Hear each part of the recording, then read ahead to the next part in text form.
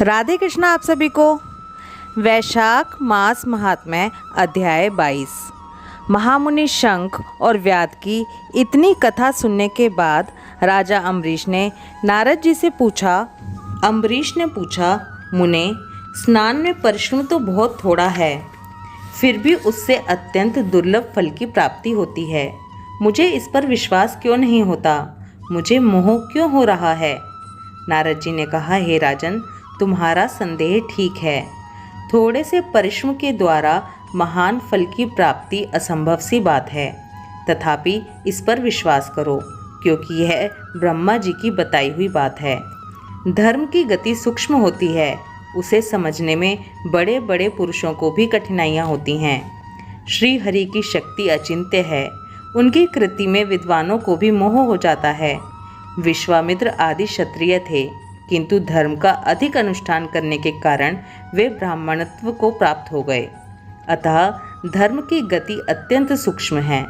हे राजन, तुमने सुना होगा, अजामिल अपनी धर्म पत्नी का परित्याग करके सदा पाप के मार्ग पर ही चलता रहा, तथापि मृत्यु के समय उसने केवल पुत्र के स्नेहवश नारायण कहकर पुकारा।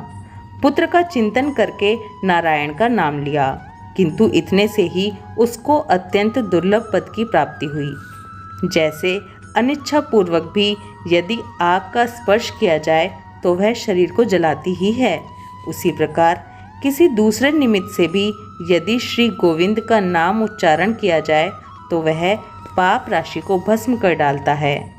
जीव विचित्र है, जीवों की भावनाएं भी विचित्र हैं, कर्म विचित्र है तथा कर्मों की शक्तियां भी विचित्र हैं। शास्त्र में जिसका महान फल बताया गया हो वही कर्म महान है, फिर वह अल्प परिश्रम साध्य हो या अधिक परिश्रम साध्य है। छोटी सी वस्तु से बड़ी वस्तु का नाश होता देखा गया है। जरा सी चिंगारी से बोझ के बोझ तिनके स्वाहा हो जाते हैं।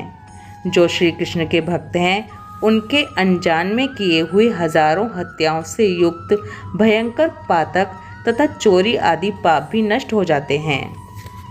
हे वीर, जिसके हृदय में भगवान श्री विष्णु की भक्ति है, वह विद्वान पुरुष यदि थोड़ा सा भी पुण्य कार्य करता है तो वह अक्षय फल देने वाला होता है। अतः माधव मास में माधव की भक्ति पूर्वक आराधना करके मनुष्य अपनी मनोवांछित कामनाओं को प्राप्त कर लेता है। इस विषय में संदेह नहीं करना चाहिए। शास्त्रोक्त विधि से किया जाने वाला छोटे से छोटा कर्म क्यों न हो, उसके द्वारा बड़े से बड़े पाप का भी क्षय हो जाता है तथा उत्तम कर्म की वृद्धि होती है।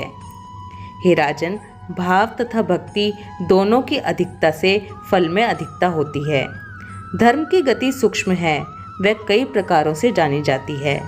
महाराज, जो भाव से हीन है, जिसके हृदय में उत्तम भाव एवं भगवान की भक्ति नहीं है, वह अच्छे देश और काल में जा जाकर जीवन भर पवित्र गंगा जल से नहाता और दान देता रहे तो भी कभी शुद्ध नहीं हो सकता, ऐसा मेरा विचार है। अतः अपने हृदय कमल में शुद्ध भाव की स्थापना करके वैशाख मास में प्रातः स्नान करने वाला जो विशुद्ध चित्त पुरुष भक्ति पूर्वक भगवान लक्ष्मीपति की पूजा करता है, उसके पुण्य का वर्णन करने की शक्ति मुझ में नहीं है। अतः हे राजन, तुम वैशाख मास के फल के विषय में विश्वास करो। छोटा सा शुभ कर्म भी सैकड़ों पाप कर्मों का नाश करने वाला होता है। जैसे हरि नाम के भय से राशि राशि पाप नष्ट हो जाते हैं, उसी प्रकार सूर्य के मेष राशि पर स्थित होने के समय प्रातः स्नान करने से तथा तीर्थ में भगवान की स्तुति करने से भी समस्त पापों का नाश हो जाता है। जिस प्रकार गरुड़ के तेज से सांप भाग जाते हैं, उसी प्रकार प्रातः काल वैशाख स्नान करने से पाप पलायन कर जाते हैं। ये निश्चित बात है। वैशाख मास महात्म्य अध्याय 22 समाप्त। ओम माधवाय नमः। राधे कृष्णा।